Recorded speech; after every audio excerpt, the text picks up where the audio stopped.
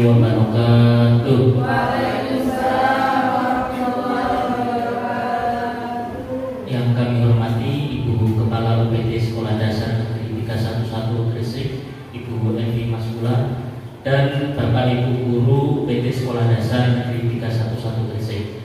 Pada kesempatan ini marilah kita tambahkan rasa puji syukur kita kehadiran Allah Subhanahu wa taala, yang mana Allah telah melimpahkan kepada kita rahmat, taufik, hidayah dan inayahnya sehingga kita semuanya bisa mengikuti kegiatan aksi nyata modul 1.1 calon guru penggerak angkatan 10, yaitu budaya positif, diseminasi budaya positif di sekolah atau di UPT Sekolah Dasar Negeri 311 Gresik. Bapak Ibu semuanya, nanti di sini kita ada banyak sekali materi yang insya Allah akan bermanfaat bagi kita semuanya sebagai guru. Nanti ada materi tentang budaya positif, keyakinan kelas, dan juga tentang segitiga restitusi. Untuk memulai kegiatan kita pada siang hari ini, marilah kita mulai dengan membaca suratul Fatihah. Al-Hajjiyah wa ala kulli niyatin sholihah. Al-Fatihah.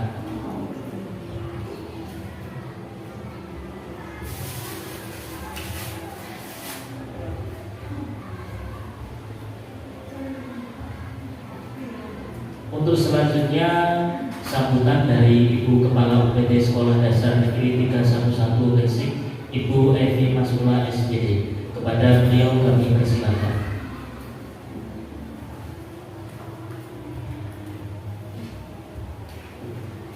Bismillahirrahmanirrahim. Assalamualaikum warahmatullahi wabarakatuh. Waalaikumsalam warahmatullahi wabarakatuh. Alhamdulillahirabbil alamin. Wassalatu wassalamu ala asrofil anbiya'i wal mursalin wa ala alihi wa sahbihi ajmain. Rabbi shrah li sadri wa yassir li amri wahlul 'uqdatam min lisani yafqahu qawli. Amma ba'du. Yang terhormat Bapak Abdul Rahim selaku calon guru penggerak sekaligus sebagai pemateri, Bapak Ibu UPT, Bapak Ibu guru UPT SD Negeri 311 yang saya hormati, saya banggakan. Puji serta syukur mari senantiasa kita panjatkan kehadirat Allah Subhanahu wa taala atas rahmat dan nikmatnya yang telah dilimpahkan kepada kita semua. Di antaranya adalah nikmat sehat, sehingga kita pada kesempatan hari ini bisa melaksanakan kegiatan yang sangat-sangat bermanfaat bagi kita semua. Ucapan Allahumma sholli ala sayyidina Muhammad mudah-mudahan tetap tercurahkan kepada junjungan Nabi besar kita, Nabi Agung, Nabi Muhammad SAW, yang senantiasa kita harapkan syafaatnya di akhir nanti. Amin, amin ya rabbal alamin. Mudah-mudahan kita termasuk umatnya yang mendapatkan syafaat itu. Bapak Ibu yang saya hormati, pada kesempatan ini saya akan memberikan sedikit tentang hal-hal yang terkait dengan guru penggerak, bahwa beliaunya ini Pak Abdul Rahim selaku calon guru penggerak sudah melaksanakan beberapa kegiatan yang tentunya kegiatan-kegiatan itu sebagai tugas pribadinya beliau juga tentunya nantinya diharapkan bermanfaat bagi kita semua, khususnya sekolah yang kita embangi. Bapak Ibu, hubungannya dengan hal yang terkait dengan calon guru penggerak, pada kesempatan ini saya akan menyampaikan sedikit hal yang terkait dengan guru penggerak, bahwa guru penggerak ini atau calon guru penggerak ini diharapkan nantinya dapat sebagai katalisme perubahan dalam pendidikan di sekolah atau di wilayah masing-masing. Selanjutnya dapat menggerakkan komunitas belajar untuk rekan guru-guru di sekolah masing-masing. Juga diharapkan bisa mendorong meningkatkan kepemimpinan di sebuah lembaga atau sebuah sekolah, khususnya di sekolah kita yang kita banggakan ini. Ada juga bahwa dengan adanya calon guru penggerak ini diharapkan membuka ruang diskusi positif bagi guru-guru di sekolah, khususnya yang ada di lembaga di wilayah itu. Di antaranya itu Bapak Ibu, bahwa harapan atau manfaat dengan adanya calon guru penggerak yang diharapkan oleh pemerintah seperti itu. Adanya perubahan-perubahan di dalam dunia pendidikan yang nantinya akan berkesinambungan dengan kebutuhan siswa. Untuk itu saya selaku pimpinan atau kepala sekolah sangat-sangat mendorong, khususnya kepada Pak Abdul Rohim yang sudah terlaksana, dan umumnya kepada panjenengan semua guru UPT 311, monggo bersama-sama mengikuti jejak beliau manakala ada kesempatan sebagai guru penggerak atau calon guru penggerak sebelumnya, karena ini nantinya sangat-sangat bermanfaat bagi panjenengan sendiri pribadi, bagi anak-anak dan bagi sekolah pada umumnya. Harapan saya, manakala nanti semua atau mayoritas di sebuah lembaga itu sebagai guru penggerak, maka jelas-jelas bahwa sekolah itu ada perubahan. Tentunya perubahan kebaikan, perubahan peningkatan di dalam pembelajaran, dan endingnya adalah di hasil yang akan diperoleh oleh putra-putri kita atau siswa-siswa kita di lembaga ini. Demikian yang saya sampaikan. Mudah-mudahan ini sebagai inspirasi atau contoh bagi Bapak Ibu guru yang belum, terutama yang masih muda-muda yang sudah berstatus ASN ataupun yang belum. Kurang lebihnya saya mohon maaf. Akhir kalam, ihdinas siratal mustaqim. Wassalamualaikum warahmatullahi wabarakatuh.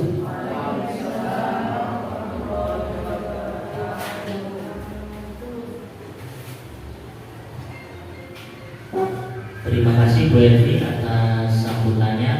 Bapak Ibu guru semuanya, langsung saja kita masuk ke materi atau diskusi pada pagi hari ini.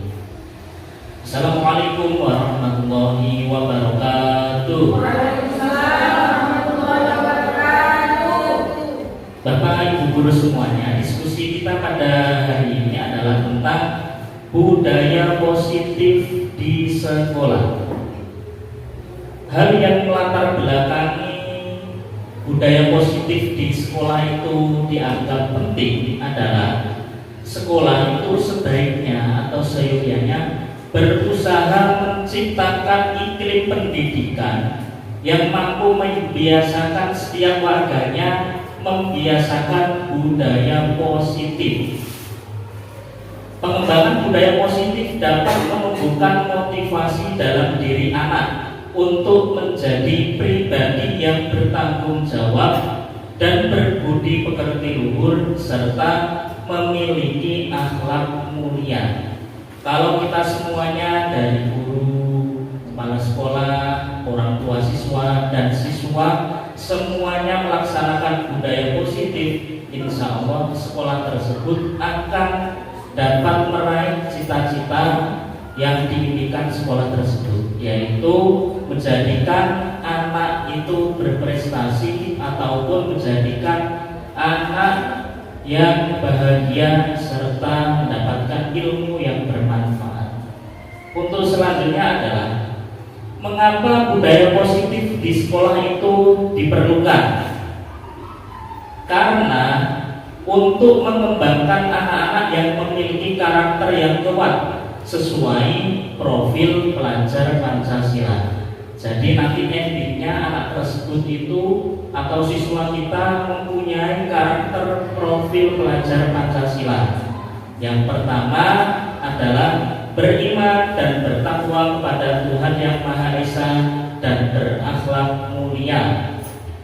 Yang kedua, menjadi anak yang mandiri, menjadi anak yang mempunyai nalar kritis, menjadi anak yang bergotong royong, berkebinekaan global, serta menjadi anak yang kreatif.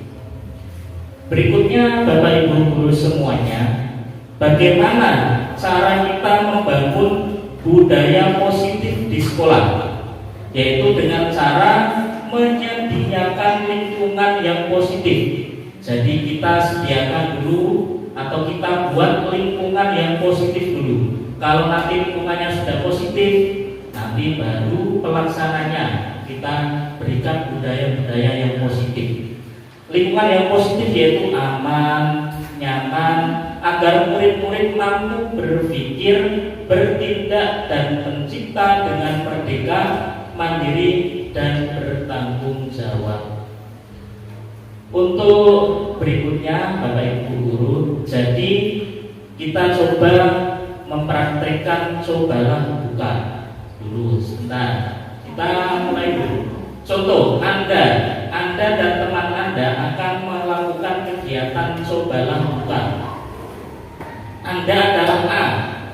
Tugas Anda adalah mengepalkan satu tangan Anda. Mengepalkan satu tangan. Coba Anda bayangkan bahwa Anda menyimpan sesuatu yang sangat berharga di dalam kepalan tangan Anda.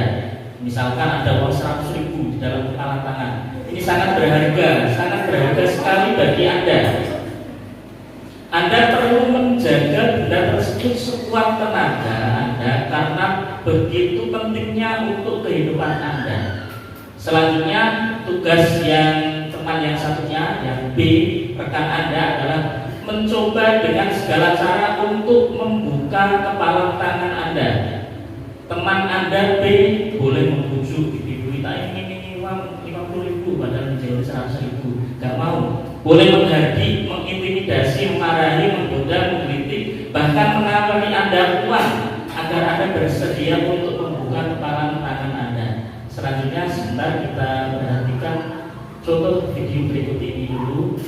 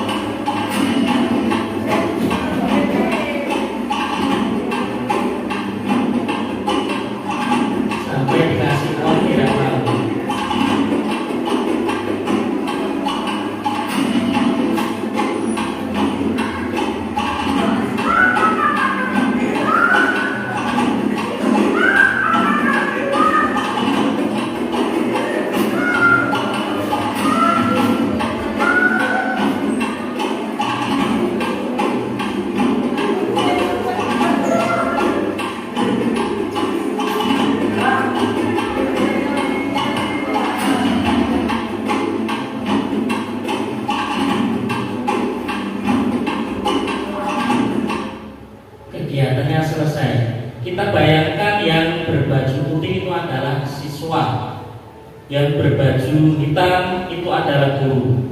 Selanjutnya apa yang terjadi menurut Bapak Ibu itu kegiatan ini itu seperti apa? Tentang oyokan. Bagaimana? Guru bisa mengontrol murid atau tidak? Ini kan yang baju hitam kan guru, yang baju putih kan murid. Kalau seperti tadi itu guru bisa mengontrol murid. Guru menyuruh murid mau atau tidak? Nah, muridnya tidak mau. Jadi kontrol diri murid itu ada pada diri murid tersebut.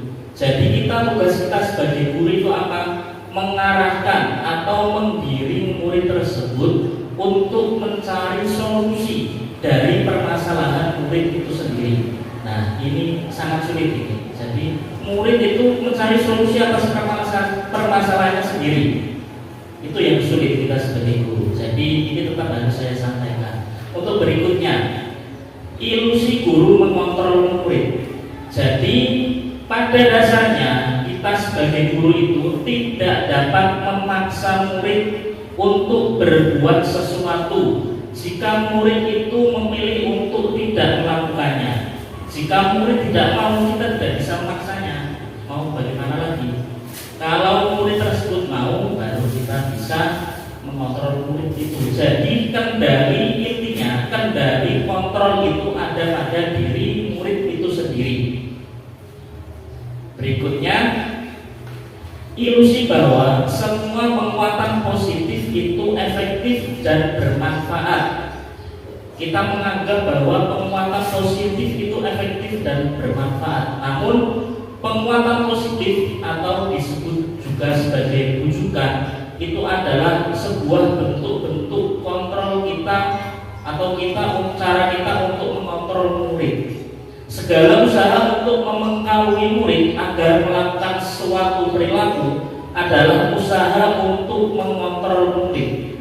Dalam jangka waktu tertentu kemungkinan murid tersebut akan menyadarinya dan mencoba untuk menolak pengaruh kita. Ilusi bahwa orang dewasa memiliki hak untuk memaksa. Banyak orang dewasa atau guru yang percaya bahwa mereka memiliki tanggung jawab untuk membuat murid-murid berbuat hal-hal tertentu. Mereka mengira apapun yang dilakukan dapat diterima oleh murid. Pada saat itu pula orang dewasa atau guru akan menyadari bahwa perilaku memaksa itu tidak efektif untuk jangka waktu yang panjang dan dapat menyebabkan sebuah permusuhan untuk murid atau permusuhan murid itu menjadi jengkel kalau sering dipaksa oleh gurunya. Selanjutnya, kalau seperti itu tadi, siapa sesungguhnya yang memiliki kontrol? Murid, betul sekali. Yang memiliki kontrol itu adalah murid itu sendiri. Kita mencoba mengubah orang agar berpandangan sama dengan kita. Kita mencoba mengubah murid agar murid itu mempunyai pandangan yang sama dengan kita. Padahal sesungguhnya kita berusaha atau yang seharusnya kita lakukan adalah kita berusaha untuk memahami pandangan orang lain tentang dunia. Jadi kita bukan mengajak murid agar sama pandangannya dengan kita, namun mengajak murid untuk bisa melihat dunia atau kita mengirim murid tersebut itu tidak sama dengan kita, namun murid bisa berkreasi sendiri. Selanjutnya, perilaku guru dilihat sebagai suatu kesalahan. Namun pada hakikatnya semua perilaku itu memiliki tujuan. Jadi belum tentu perilaku guru murid itu adalah sebuah kesalahan. Namun murid yang memiliki perilaku guru itu pastinya mereka memiliki tujuan. Jadi kita harus bisa memahaminya. Orang lain bisa mengontrol saya, namun pada hakikatnya hanya Anda yang bisa mengontrol diri Anda. Hanya murid itu sendiri yang bisa mengontrol dirinya sendiri. Saya bisa mengontrol orang lain. Kita menganggap bahwa guru itu bisa mengontrol murid. Namun pada hakikatnya adalah Anda tidak bisa mengontrol orang lain. Bapak Ibu guru semua, yang tadi adalah tentang perilaku kontrol. Pada intinya yang bisa mengontrol murid itu adalah murid itu sendiri.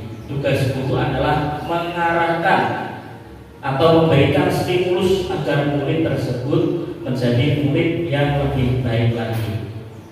Untuk berikutnya adalah materi tentang disiplin positif dan nilai kebajikan.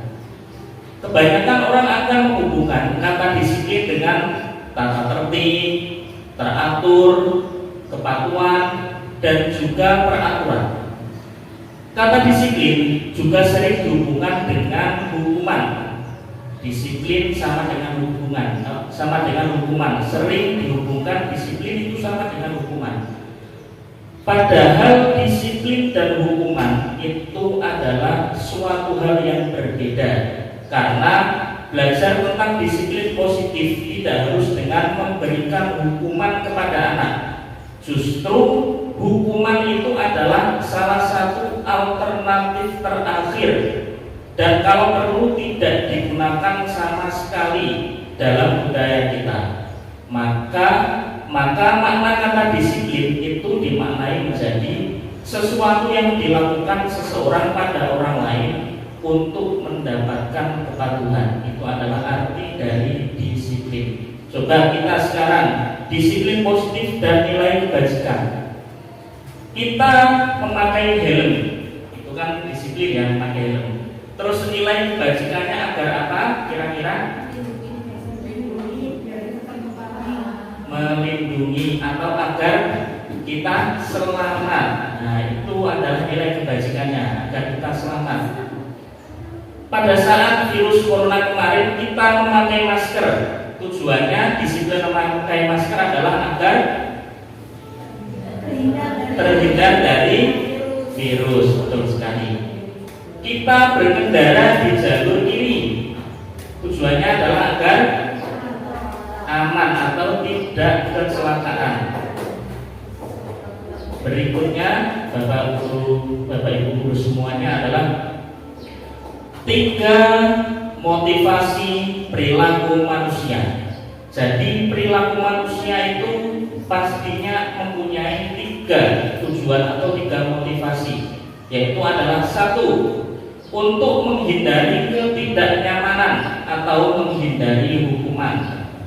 Ada anak nakal, itu bisa jadi dia untuk menghindari hukuman. 2, untuk mendapatkan imbalan atau penghargaan dari orang lain. Dia sregep belajar untuk mendapatkan imbalan, bisa jadi seperti itu. Yang ketiga adalah untuk menghargai diri sendiri dengan nilai-nilai yang dipercaya. Ini adalah tujuan yang paling baik, yaitu nomor 3. Nomor 3 ini sama dengan tujuan dari disiplin positif tadi. Untuk berikutnya kita langsung saja kepada contohnya, Anda hadir ketika ada acara, Anda hadir karena tidak ingin ditegur oleh panitia atau pengawas, dan Anda tidak ingin mendapatkan surat teguran. Nah, Anda hadir tepat waktu, tujuannya adalah agar tidak mendapatkan surat teguran. Itu adalah untuk menghindari ketidaknyamanan atau hukuman. Yang kedua, cari aman, betul sekali, untuk mencari aman. Yang kedua, Anda ingin dilihat dan dipuji oleh lingkungan Anda atau mendapatkan penghargaan dari kepala sekolah. Cari muka, betul sekali, cari muka, yaitu mendapatkan imbalan atau penghargaan dari orang lain.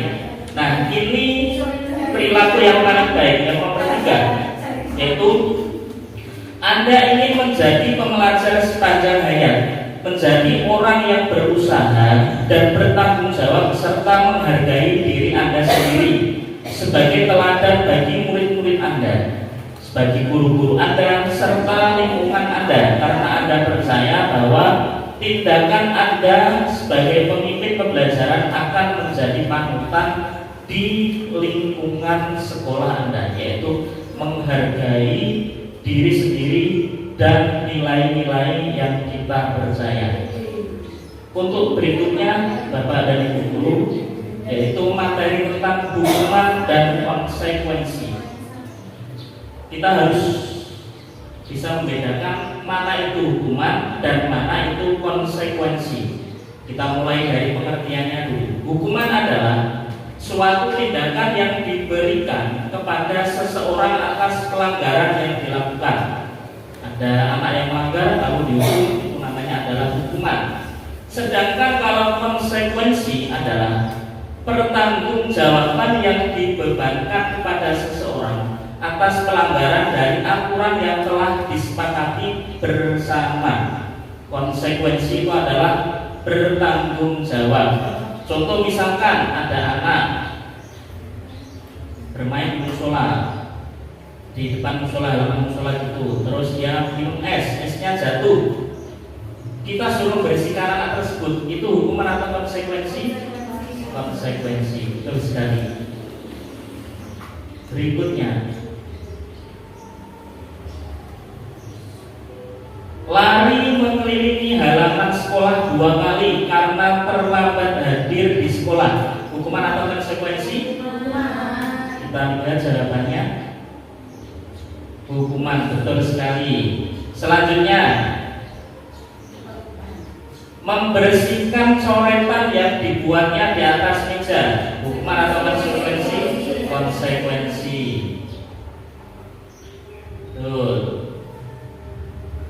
Berikutnya, push up 15 kali karena tidak memakai masker. Hukuman. Kita lihat. Betul, hukuman. Berikutnya, berdiri di depan kelas sambil mengangkat kaki satu karena tidak bisa menjawab pertanyaan. Hukuman. Kita lihat jawabannya. Betul sekali, hukuman. Berikutnya, membersihkan tumpahan air yang di meja tulis karena telah menumpahkannya. Hukuman atau konsekuensi? Konsekuensi. Baik Bapak Ibu guru semua, jadi kita semua, panjenengan semua sudah paham antara hukuman dan konsekuensi. Jadi itu contohnya seperti itu tadi. Untuk berikutnya adalah materi tentang penghargaan. Penghargaan itu adalah sesuatu yang diberikan kepada seseorang jika mereka melakukan suatu keunggulan. Itu adalah penghargaan. Kalau ada anak yang mempunyai keunggulan, terus kita kasih penghargaan, itu namanya adalah penghargaan. Contoh kasus, coba kita pahami kasus ini.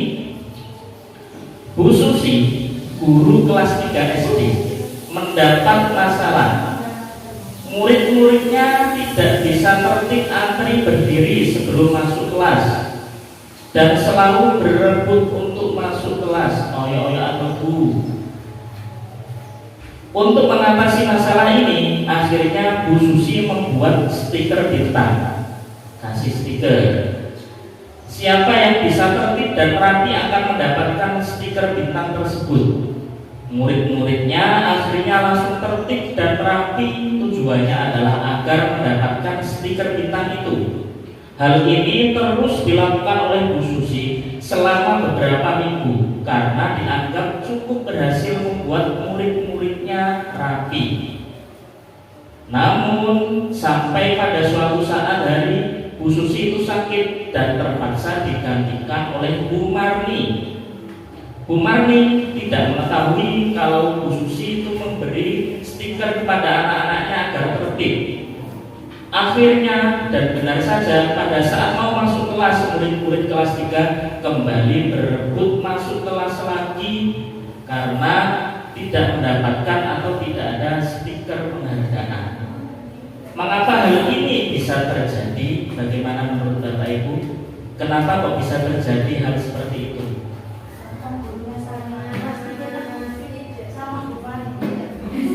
Ini contoh mungkin. Kenapa kok bisa seperti itu? Karena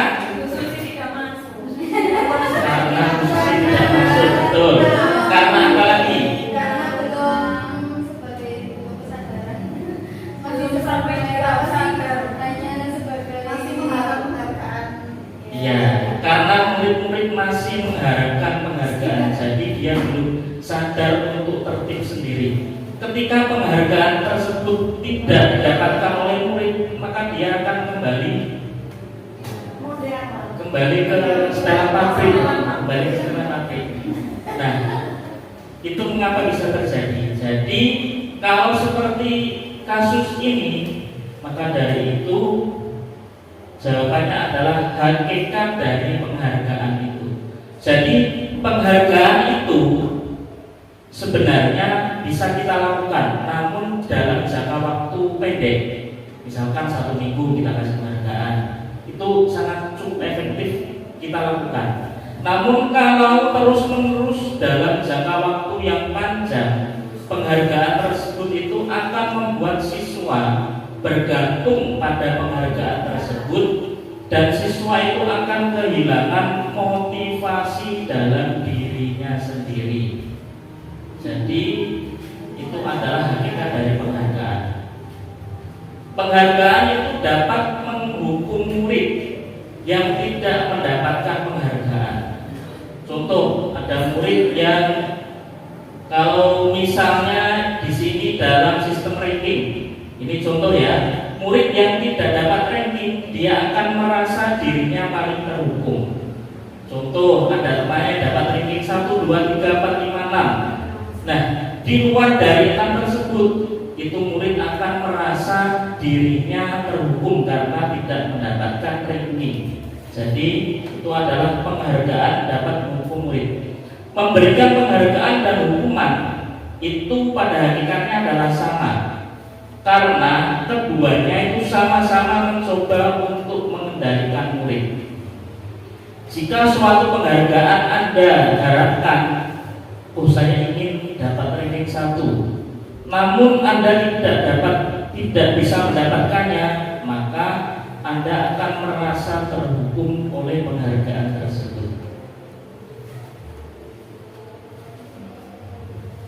Ini adalah materi sesi 1. Selanjutnya kita akan diskusi atau tanya jawab. Silakan dari Bapak Ibu guru, semuanya mungkin ada yang disampaikan atau ada tanggapan dari materi kita dari awal tadi sampai materi tentang penghargaan. Mulai materi dari mengontrol murid tadi sampai penghargaan ini. Sebelum nanti kita lanjutkan ke materi tentang keyakinan kelas, segitiga restitusi dan lain sebagainya. Bagaimana? Mungkin ada tanggapan apa gitu, silakan. Mungkin ada yang ingin disampaikan, monggo. Lanjut, tidak ada.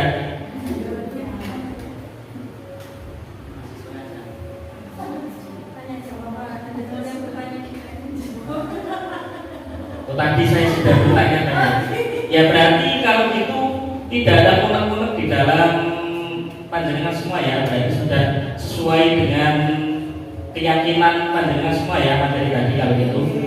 Oke, kita lanjutkan ke sesi berikutnya, yaitu tentang keyakinan kelas. Keyakinan kelas. Kalau dulu itu ada yang namanya peraturan kelas, ada peraturan kelas ya, ada juga kesepakatan kelas, juga ada. Kalau di materi ini ada yang namanya keyakinan kelas. Keyakinan kelas itu apa? Keyakinan kelas itu adalah sesuatu yang dapat diterapkan di lingkungan kelas tersebut. Pembuatan keyakinan melibatkan semua siswa-siswi di dalam kelas tersebut melalui kegiatan curah pendapat. Keyakinan kelas dapat ditinjau kembali dari waktu ke waktu, dapat dirubah kembali menyesuaikan kondisi dan situasi dari kelas itu. Berikutnya adalah langkah-langkah kita membuat keyakinan kelas. Pertama, meminta siswa untuk menulis keyakinannya. Lalu anak-anak, kalian ingin kelasnya bagaimana? Kemarin itu saya mencoba membuat video tentang keyakinan kelas bersama kelas 4. Mencoba, saya ingin tidak ada anak yang bermain sepak bola di kelas. Nah, Itu juga termasuk keinginan anak-anak. Saya ingin anak-anak tidak ada yang lari-lari di dalam kelas. Bagus. Ada yang berpendapat ingin kelas yang bersih, ingin kelas yang nyaman, ingin kelas yang baru dan lain sebagainya. Yang kedua adalah membahas keyakinan yang telah ditulis. Lalu anak-anak suruh menulis inginnya apa, semua bebas menulis ingin kelas yang seperti apa. Lalu kita bahas. Selanjutnya kita memilih keyakinan-keyakinan yang sudah ditulis anak-anak tersebut. Kita pilih mana yang cocok dan mana yang sesuai. Lalu kita rubah keyakinan agar menjadi kalimat positif. Kalau misalkan ada keyakinan gini, dilarang membuang sampah sembarangan. Kalau kita rubah menjadi kalimat positif, bagaimana kira-kira? Betul, buanglah sampah pada tempatnya. Nah, jadi keyakinan kelas itu kita buat kalimatnya itu kalimat positif. Mungkin ada contoh lagi, misalkan dilarang lari-lari di dalam kelas. Kalau kita buat kalimat positif menjadi bagaimana? Betul, bersikap tertib di dalam kelas dan lain sebagainya. Selanjutnya adalah menyepakati keyakinan kelas. Setelah kita sepakati, kita tulis, kita print, kita tempel di kelas tersebut. Kalau sudah ada keyakinan kelas itu nanti enak ketika kita menyelesaikan masalah anak dengan menggunakan segitiga restitusi. Berikutnya contoh membuat keyakinan kelas.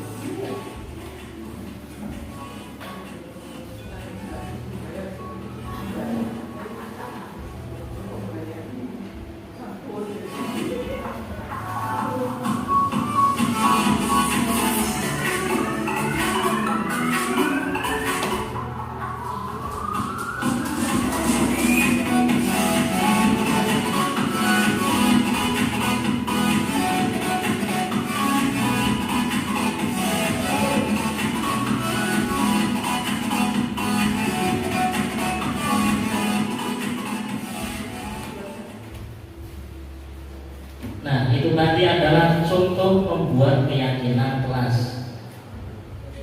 Contoh lain seperti ini, keyakinan kelas 4. Contoh, semua siswa membuang sampah pada tempatnya. Masuk kelas tepat waktu.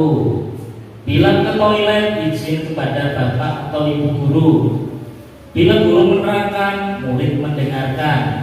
Tetap di tempat duduknya saat pembelajaran berlangsung dan lain sebagainya.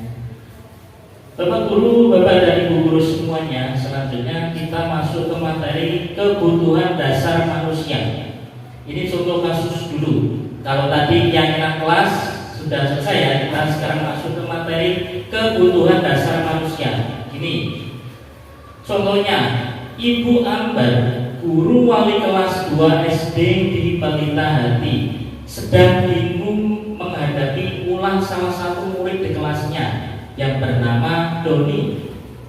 Beberapa anak di kelas 2 telah datang padanya dan mengeluhkan Doni sering kali meminta bekal makan siang kepada teman-temannya dengan paksa. Menurut Anda, kira-kira apa alasan Doni melakukan hal tersebut? Tidak bawa bekal, lapar, sanggupnya kurang, betul sekali. Maka dari itu, dari kasus ini, manusia itu mempunyai 5 kebutuhan dasar. 1. Kebutuhan untuk bertahan hidup. Kasus tadi juga bisa masuk dalam ini ya. Kebutuhan untuk mendapatkan cinta dan kasih sayang atau mendapatkan perhatian. Biasanya anak itu ingin dapat perhatian dari gurunya. Atau 3, kebutuhan untuk mendapatkan pengakuan.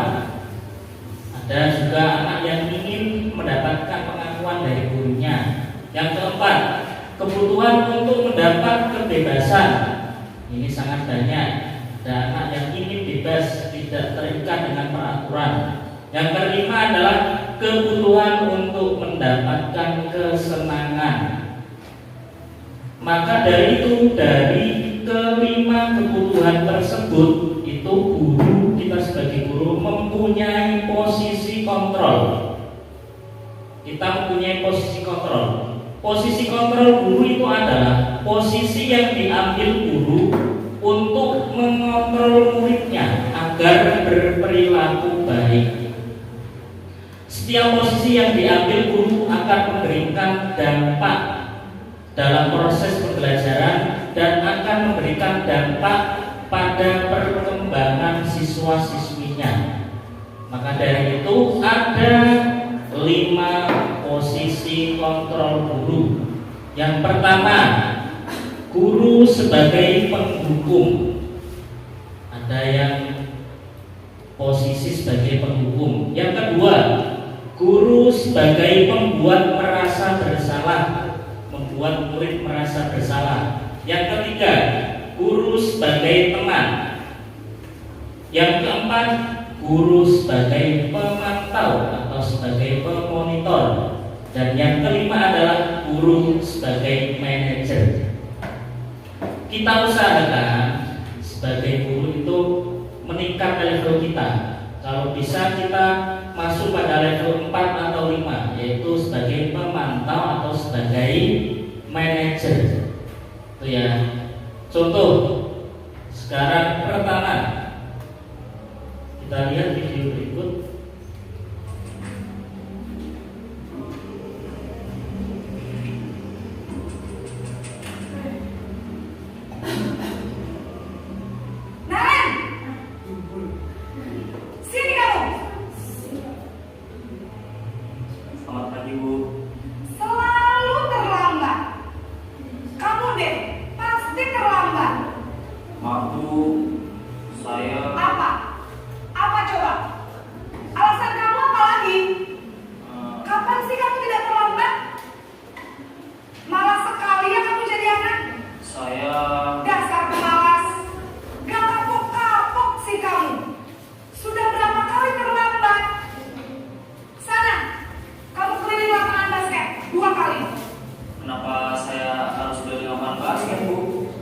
Kenapa?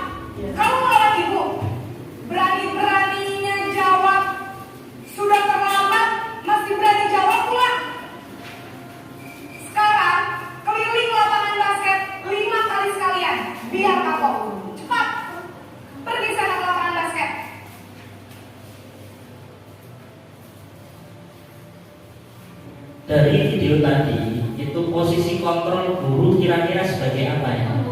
Penghukum, betul sekali. Guru sebagai penghukum itu adalah seorang guru biasanya menggunakan hukuman fisik, disuruh lari lapangan basket, disuruh berdiri di halaman sekolah dan lain sebagainya, maupun menggunakan hukuman lisan atau hukuman verbal. Adapun yang dilakukan penghukum biasanya itu menghardik, menunjuk-nunjuk, menyakiti atau menyindir. Itu biasanya yang dilakukan oleh guru penghukum. Dampaknya pada siswa dari seorang guru penghukum adalah perilaku kontrol negatif, seperti siswa bisa saja mengulangi kesalahannya berulang kali, lalu bisa menjadikan siswa menjadi agresif. Itu adalah guru sebagai penghukum. Selanjutnya, video berikutnya. Awas nanti kaget.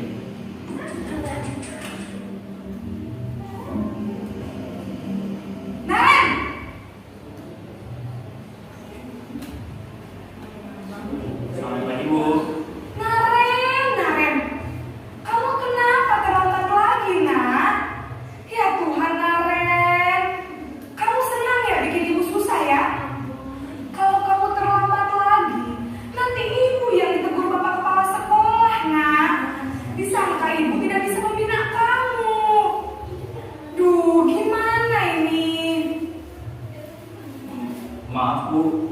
Duh Gusti Naren, kamu suka ya kalau ibu tegur bapak kepala sekolah? Terus sekarang ibu harus tulis apa ini di buku absen? Ini kamu sudah sering terlambat loh. Ibu harus apa coba? Maaf Bu, maaf sekali. Ya sudah, lain kali jangan bikin ibu susah lagi anak ya. Ibu tidak akan kuat lagi kalau kamu begini terus. Bisa jadi kalau ibu tegur bapak kepala sekolah. Sekarang cepat ke kelas. Maaf ya Bu, maaf sekali. Dari video kedua tersebut, kira-kira posisi kontrol guru itu sebagai apa? Membuat merasa bersalah. Betul sekali. Guru membuat merasa bersalah pada posisi ini biasanya itu guru akan bersuara lembut agar anak-anak mendengarkan, berceramah, menunjukkan kekecewaan mendalam kepada murid. Dampaknya kepada murid dari seorang guru yang membuat merasa bersalah adalah siswa akan merasa rendah diri, merasa gagal dan tidak berharga. Itu adalah dampak kepada siswa kalau kita sebagai guru memilih posisi kontrol yang kedua. Selanjutnya, video berikutnya.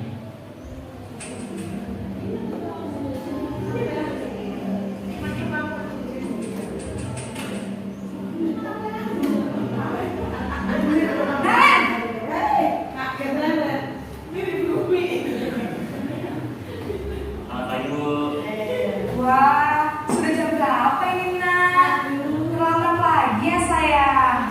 Ya Bu, habis ibu saya belum bangunkan saya Bu. Kamu malah menyalahkan ibu kamu. Kamu bukannya anak yang larinya paling kencang. Kok terlambat sih? Iya Bu, saya memang terlambat bangun tadi. Jadi biarpun saya lari kencang, tetap gak kekejar Bu. Ya sudah sana. Nanti lain kali larinya lebih kencang lagi ya. Biar gak terlambat lagi. Bikin seneng ibu demi ibu. Bisa kan? Bisa lah Bu. Ya sudah sana masuk kelas. Ibu beresin urusan absen kamu. Kamu ini ada-ada saja. Jelas guru kita belum. Dari video itu, kira-kira posisi yang diambil guru tersebut adalah posisi sebagai teman. Posisi sebagai teman itu adalah guru tidak menyakiti siswa, namun selalu berupaya untuk mengontrol siswa melalui pendekatan persuasi, yaitu mengajak secara halus dan membuatkan alasan-alasan untuk siswanya. Namun dampak pada siswa itu adalah siswa akan tergantung pada guru itu. Siswa tidak bisa mandiri dan siswa tidak bisa memutuskan keputusannya sendiri. Dari ketiga posisi kontrol ini mungkin ada yang perlu kita diskusikan. Silakan sebelum kita lanjut ke posisi yang keempat dan kelima. Kalau tadi kan Ya. dari 5 posisi kontrol tadi kan jangan menyarankan untuk kita menggunakan 4 dan 5 saja. Ya, iya maksudnya saya sudah keras. Pak tadi kan dari 5 posisi kontrol dulu, itu kan tadi jangan sempat menyarankan untuk kita sebaiknya ada di posisi 4 atau 5. Yang 4 tadi ya? Belum. Iya belum. Maksudnya kita juga sudah ditayangkan dulu, ya kan Pak? Maksudnya ditayangkan slide-nya sama sampai 5 ya Pak. Oke. Dan Pak Rahman menyarankan di posisi 4 sama 5. Sedangkan dari posisi 1 sampai 3 yang sudah kita lihat semuanya itu punya dampak gitu Pak.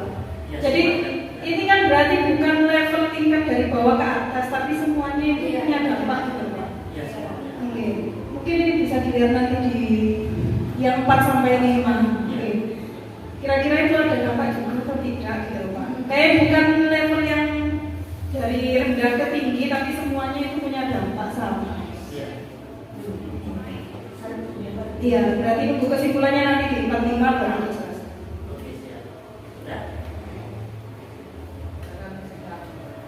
Ya, dari ketiga posisi kontrol tadi itu semuanya mempunyai dampak terhadap siswa.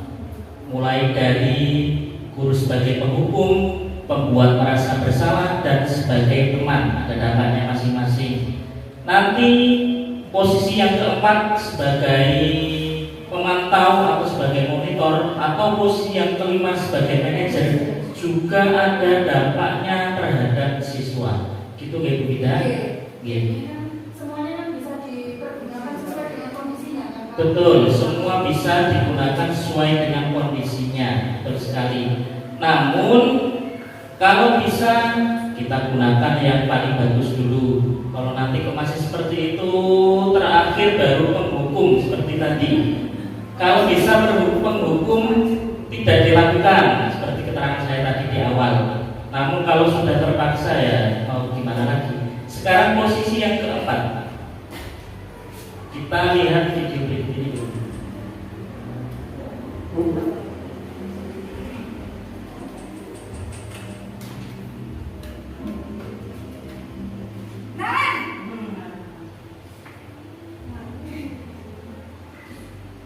Apa nih Bu? Naren, apa peraturan sekolah kita tentang jam berapa kita harus masuk sekolah, Nak? Kita harus di sekolah jam 7 Bu. Iya betul, sekarang sudah jam 7.20. Naren sudah tahu konsekuensinya jika terlambat hadir. Paham Bu? Saya harus tinggal kelas pas jam istirahat selama 20 menit. Iya benar, konsekuensinya demikian. Jadi nanti jam 9.30 pas istirahat, kamu harus tinggal di kelas, kerjakan tugas tambahan untuk ketinggalan kamu, ya? Baik Bu.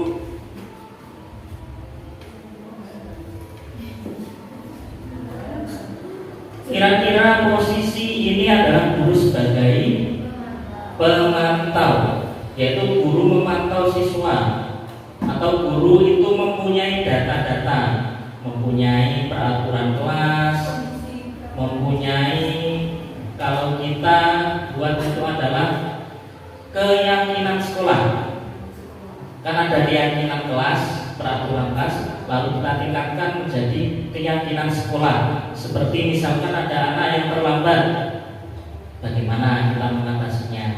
Nah, data-data itu kita tunjukkan kepada murid sehingga murid itu nanti bisa melaksanakan peraturan atau keyakinan tadi. Itu adalah guru sebagai pemantau atau pemonitor.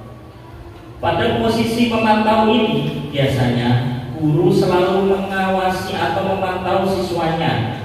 Guru berpatokan pada catatan atau kesepakatan yang sudah disetujui. Guru sangat mengandalkan penghitungan, catatan, dan data yang dapat digunakan sebagai bukti atas perilaku siswa. Seperti tadi, dia terlambat, langsung sudah tahu harus tinggal di kelas atau apa tadi. Dampak namun mempunyai dampak pada siswa.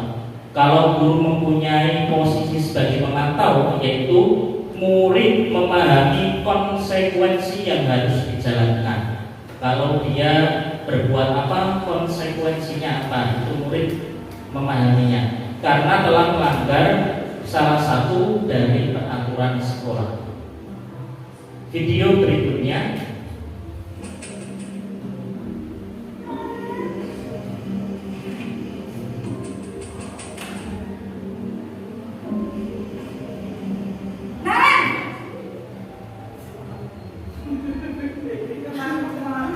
Selamat pagi Bu. Selamat pagi Naren. Maaf Bu, saya terlambat. Iya, sekolah masuknya jam 7, sekarang sudah jam 7.20. Jadi sekarang bagaimana ini Naren? Maaf Bu, saya lupa setel alarm saya semalam. Baiklah, menurut kamu, keyakinan sekolah yang mana yang perlu kamu tingkatkan? Menghargai diri sendiri dan orang lain mungkin ya Bu. Setuju. Jadi, apakah Naren meyakini prinsip saling menghormati tersebut? Iya Bu, saya meyakininya. Apakah Naren bersedia memperbaiki masalah keterlambatan ini? Bersedia Bu. Bagaimana kamu akan memperbaiki masalah keterlambatan ini? Saya akan coba untuk tidak lupa menyetel alarm saya Bu. Baik, kalau Naren lupa menyetel alarm di rumah, ada orang yang kira-kira bisa bantu mengingatkan tidak? Ada Bu, kakak saya, Kak Emma. Ada lagi selain Kak Emma? Selain Kak Emma, ada ibu saya. Baik, jadi yang mengingatkan Naren adalah Kak Emma dan ibu kamu ya? Kira-kira akan mulai alarm kapan Naren? Setelah pulang sekolah, akan segera saya lakukan. Baik, jadi Naren akan setel alarm untuk bangun besok pagi dan akan diingatkan oleh kakak dan ibunda Naren ya. Ada lagi yang mungkin perlu dilakukan Naren agar tidak terlambat bangun lagi? Tidak ada Bu. Baik Naren, terima kasih untuk kerjasama kamu. Sekarang kamu perlu kembali ke kelas untuk belajar. Baik Bu, terima kasih.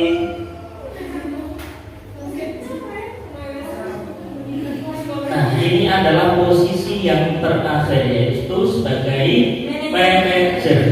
Jadi guru memberikan masukan-masukan, memberikan stimulus, memberikan tanya jawab yang tadi, pertanyaan yang seperti tadi, agar siswa mengetahui kesalahannya sendiri dan siswa dapat mencari solusi dari permasalahan tersebut. Ini adalah level guru yang paling tinggi, yaitu sebagai manajer. Pada posisi guru sebagai manajer, ini adalah sikap guru ketika melihat murid melakukan kesalahan tidak langsung menghukum atau menasihati, tidak langsung menghukum murid tersebut atau menasihati murid tersebut, akan tetapi diawali dengan sikap memahami tindakan murid. Kita pahami dulu tindakan murid itu, bahwa saat murid bersalah itu biasa, karena setiap manusia pasti pernah berbuat salah, yaitu menstabilkan identitas. Selanjutnya, guru juga mencoba memahami alasan atau kebutuhan dasar apa yang ingin dipenuhi oleh murid tersebut, yaitu validasi tindakan. Selanjutnya, murid diingatkan tentang keyakinan kelas atau peraturan sekolah atau keyakinan sekolah, dan dipancing dengan pertanyaan tentang bagaimana seharusnya sikap mereka menurut keyakinan kelas, dan jawabannya datang dari murid itu sendiri.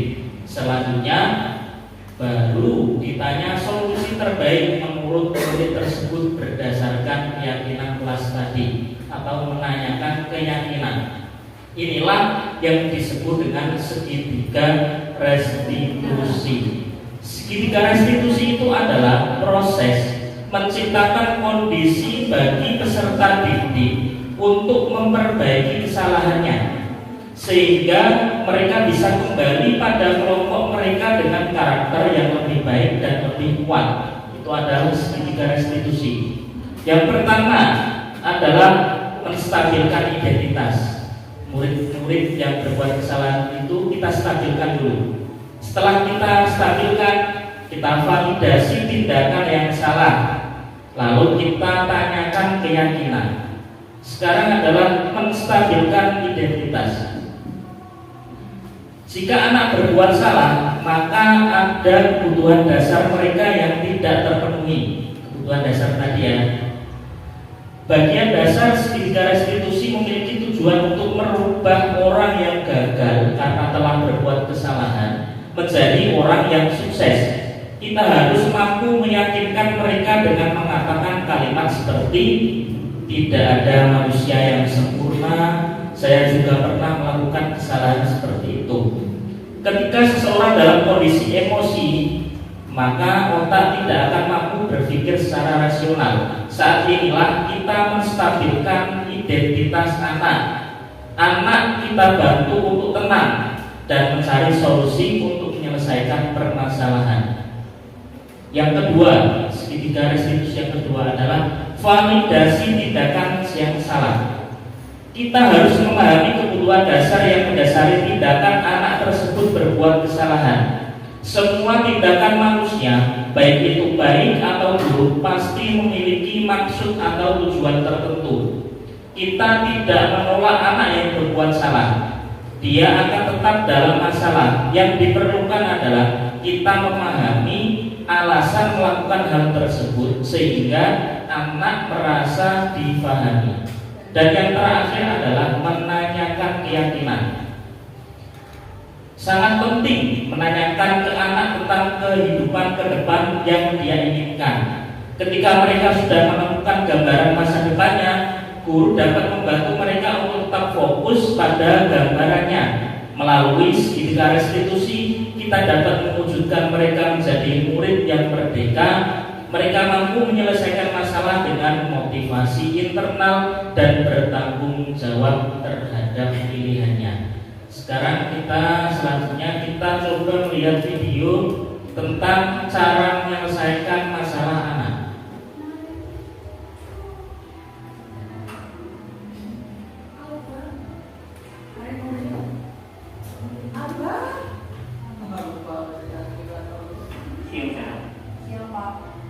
Sudah lama nggak ketemu Sarah? Kenapa hari ini ada di sini? Kesel Pak, kesel banget. Masa aku dikatain tukang fitnah Pak? Ya aku marah lah. Aku dari katain Eka di depan kelas. Kesel banget. Oh begitu. Ya pasti kamu marah dan kesal. Bapak juga akan marah apabila ada yang menuduh Bapak seperti itu. Kemudian pada saat itu kamu mau melakukan apa? Ya saya langsung ngatain Eka lah Pak. Kesel banget. Saya bentak-bentak dia di depan teman-teman lain. Oh begitu. Pasti kamu melakukan seperti itu karena satu alasan tertentu bukan? Iyalah, masa saya diam saja Pak? Ya saya bela diri lah. Masa saya dituduh tukang fitnah? Ya wajar. Mempertahankan harga diri itu sesuatu yang penting buat kamu. Untung kamu tidak bertindak lebih gegabah lagi, hanya membentak-bentak. Iya Pak. Untung saya masih bersabar dan hanya membentak saja. Sudah gemes padahal saya pasti bela diri lah. Ya pasti ya. Tapi kamu memilih untuk tetap bertahan dan bersabar. Kamu memilih untuk tidak berbuat lebih parah lagi, bukan? Iya. Nah, sekarang coba kita lihat lagi tindakan kamu yang bentak-bentak Eka di kelas. Tindakan kamu itu kira-kira sesuai dengan keyakinan kelas atau prinsip kamu tidak? Enggak lah Pak. Capek Pak jadi pengarah. Jadi keyakinan atau prinsip mana yang perlu sesuai dengan keinginan kamu? Ya, saya sebenarnya sangat menghargai orang lain. Mungkin saat itu saya menjadi emosi, jadi tidak menunjukkan sikap itu. Kamu meyakini tidak? Menghargai orang lain itu penting buat kamu. Yakin lah Pak. Iya, setuju. Kita harus saling menghargai. Namun, ada juga keyakinan yang kita sepakati yang perlu kita jalankan apabila kita sedang marah, kan? Ya, saya bisa lebih proaktif, mulai dengan diri sendiri. Saya bisa jadi lebih bersabar, mengambil waktu jeda untuk berpikir mau apa selanjutnya. Kira-kira kamu bersedia memperbaiki masalah ini tidak? Bersedia, Pak. Kalau kamu memperbaiki masalah ini, kamu akan menjadi orang seperti apa? Saya akan menjadi orang yang bertanggung jawab kali ya, Pak. Dan senantiasa proaktif. Iya, menurut kamu bagaimana rasanya menjadi orang seperti itu? Ya nyaman lah, bangga bisa bersabar dan menahan diri. Baiklah kalau begitu. Yuk kita pikirkan bagaimana memperbaiki masalah ini.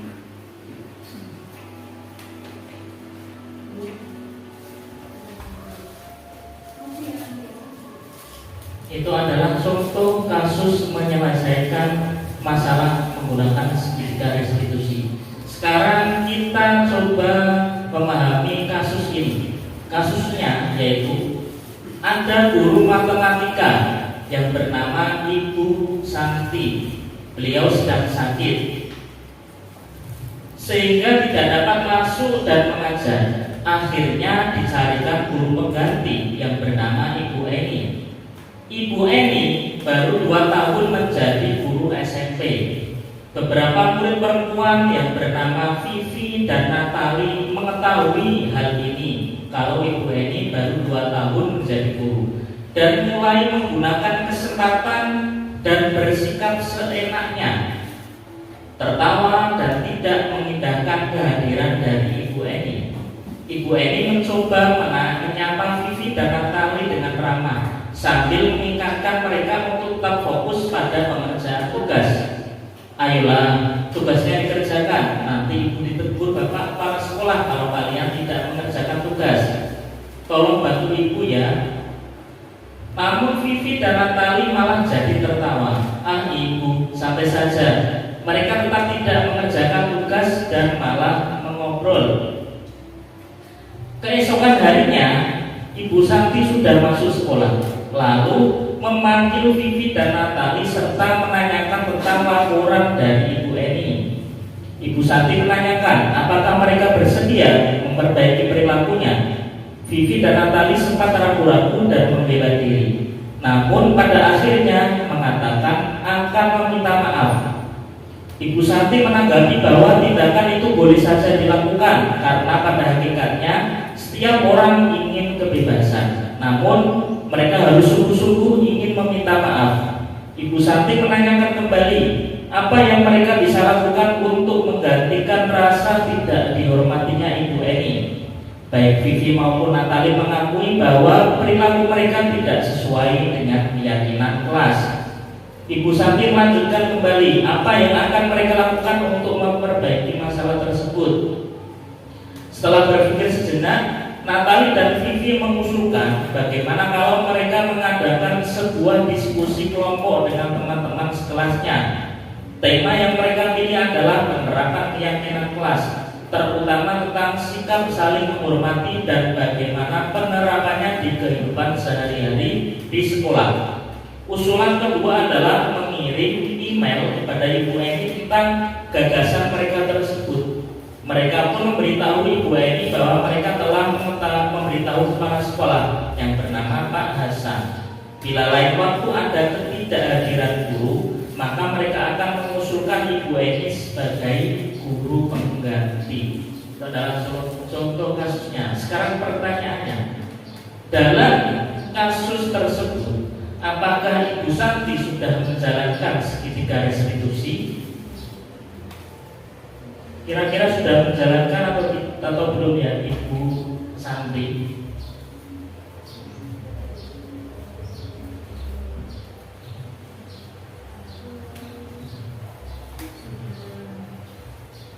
Sudah.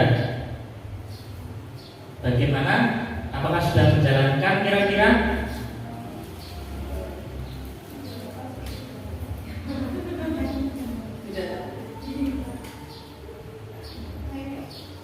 Sudah.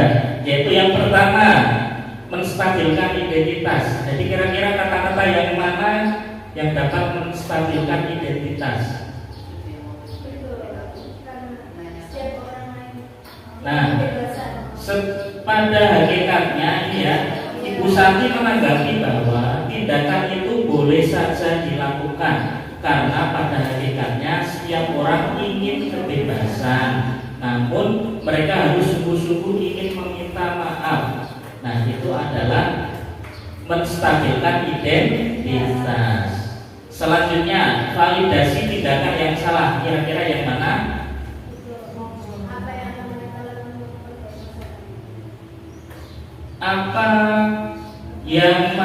Apa yang mereka bisa lakukan untuk menggantikan rasa tidak dihormatinya Ibu Eni, itu ya. Baik Vivi atau Natali mengakui bahwa perilaku mereka tidak sesuai dengan keyakinan sekelas. Yang ketiga adalah menanyakan keyakinan. Yang mana?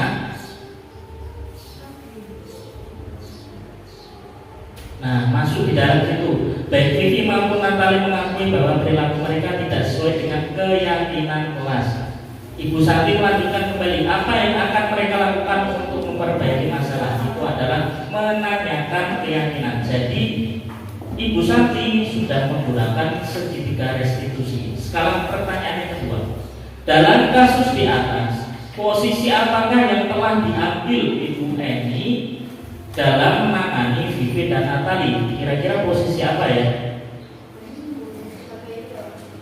Ya, posisi kontrol tadi, sebagai penghukum atau pembuat merasa bersalah, atau teman atau pemantau atau manajer.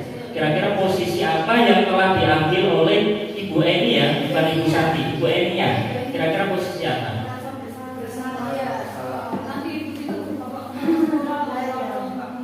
Membuat merasa bersalah.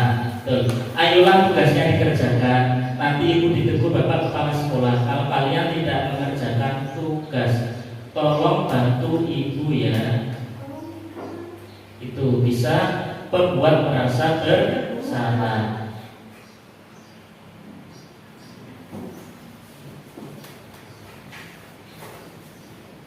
Bapak Ibu semuanya, kita sudah masuk pada sesi terakhir. Mungkin ada tanggapan dari panjenengan semua. Oke, Ibu Eni. Terima kasih artinya. Bapak Ibu, ini kembali lagi bahwa guru tadi adalah sebagai 1 sampai 5 Pak. Itu tentunya ada hierarki. Ada urutannya. Meskipun setiap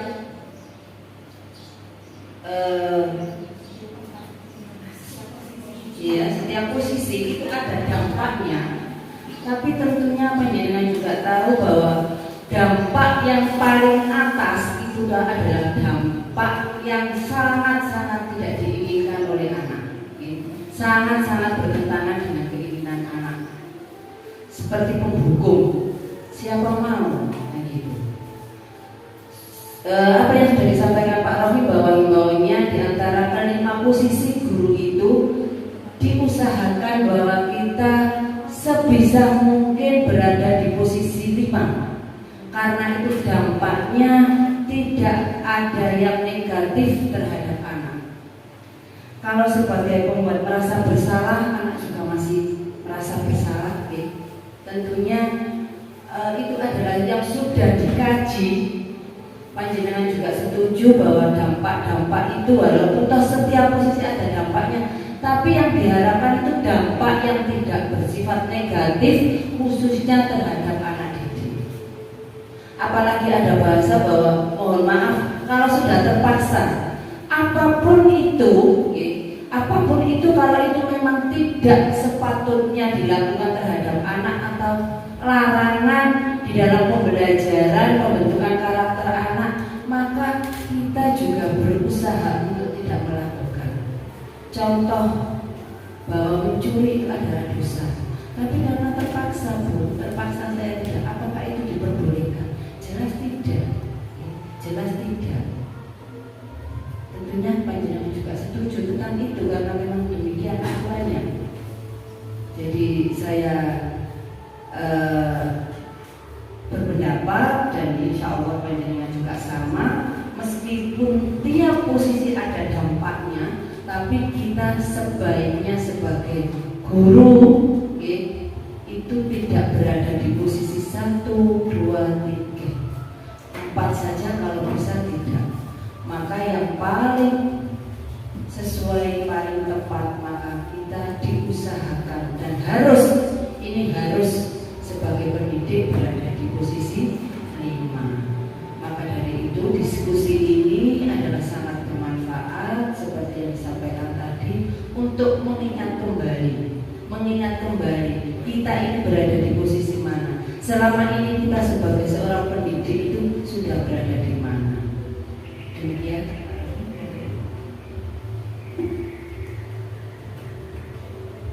Terima kasih Bu Evi atas masukannya atau penguatannya. Mungkin ada yang perlu disampaikan lagi dari Bapak dan Ibu guru? Sudah tidak ada? Kalau tidak ada, materi kita sudah selesai. Terima kasih atas perhatian dari Bapak dan Ibu guru semuanya sudah mengikuti kegiatan pada siang hari ini. Apabila ada kekurangannya, saya mohon maaf yang sebesar-besarnya. Saya akhiri. Wassalamualaikum warahmatullahi wabarakatuh.